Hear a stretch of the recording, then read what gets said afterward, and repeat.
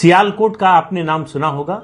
पाकिस्तान का जो पंजाब है, उस पंजाब प्रांत है, उसका एक जिला है सियालकोट। लाहौर से उसकी दूरी है 135 किलोमीटर और जम्मू से सिर्फ 42 किलोमीटर। गोपीनाथ बारदोलाई जो असम के बड़े नेता थे, देश के नेता थे, असम के खास तौर से बड़े नेताओं में थे, वो चाहते थे कि सियालकोट जो है वो भारत में रहे। जब भारत पाकिस्तान का बंटवारा हो रहा था, देश का बंटवारा हो रहा था कहना चाहिए, उस समय वो चाहते थे। वो सियालकोट उस समय हिंदू बहुल या हिंदू बहुसंख्यक जनसंख्या वाला इलाका था। फिर भी तय हुआ कि इसका फैसला जनमत संग्रह से होगा। जनमत संग्रह की तारीख तय हो गई, वोट का तरीका तय हो गया और तारीख और जो है समय तय हो गया। फिर कुछ लोग थे जो लाइनों को देखते रहे, इस इंतजार में थोड़ी देर खड़े रहे कि शायद ये लाइन छोटी हो जाए, शायद कम हो जाए, जल्दी वोट देने का मौका आ जाए तो वोट देकर जाएंगे।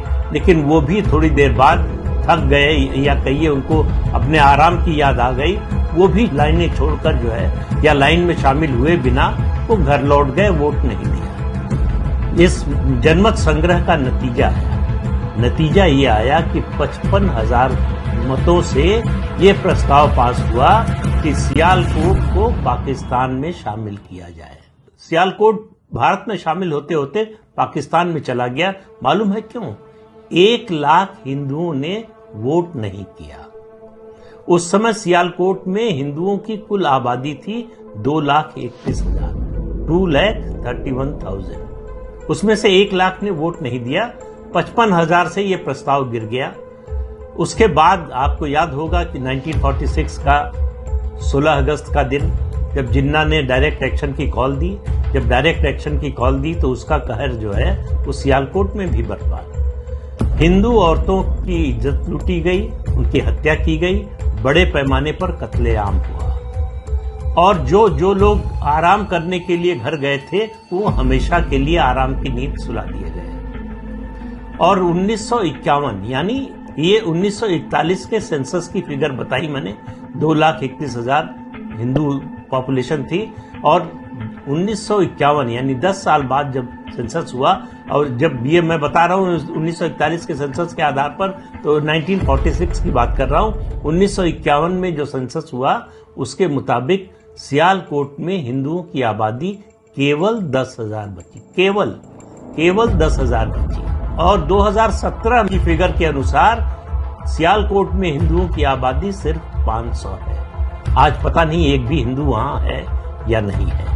उस दिन अगर सियालकोट के हिंदुओं ने वोट दिया होता तो सियालकोट हिंदुस्तान में होता और वहां जो हिंदू थे वो सब जिंदा होते। तो वोट न देने का क्या असर हुआ ये आप इस बात से समझिए। एक वोट न डालने से, ये सोचकर कि हमारे एक वोट न देने से क्या होता है, क्या उसका नतीजा होता है, ये उसका सबसे बड़ा उदाहरण है सियालकोट। असल में क्या है कि हिंदू जो कौम है, हिंदू जो समाज है, वो बड़ा आलसी समाज है। वो राष्ट्रीय जो मुद्दे हैं उन पर उस तरह से कभी उत्तेजित नहीं होता, उस तरह से कभी जो है वो उस तरह की निष्ठा नहीं दिखाता।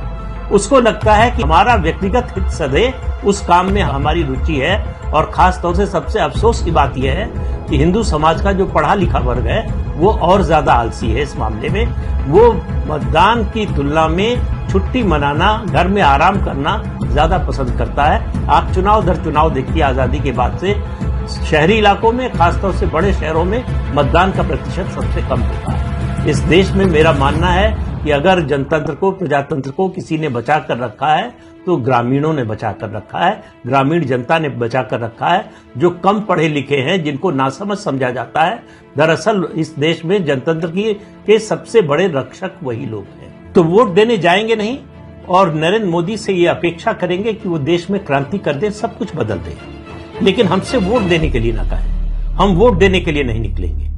तो वोट न देने का क्या नतीजा होता है, अगर आपको आज समझ में नहीं आ रहा है तो कम से कम अतीत से, इतिहास से सबक सीखिए। एक वोट न देने से सियालकोट का क्या हुआ, सियालकोट के हिंदुओं का क्या हुआ, इससे अगर आप सबक नहीं ले सकते, इससे अगर आपको जमीनी हकीकत समझ में नहीं आती तो आप अभिशप्त हैं उसी गति को प्राप्त करने के लिए जिस गति को सियालकोट के हिंदू प्राप्त किए। ये आज का जो दौर चल रहा है हिंदू पुनर्जागरण का दौर है, सनातन धर्म की पुनर्स्थापना का दौर है।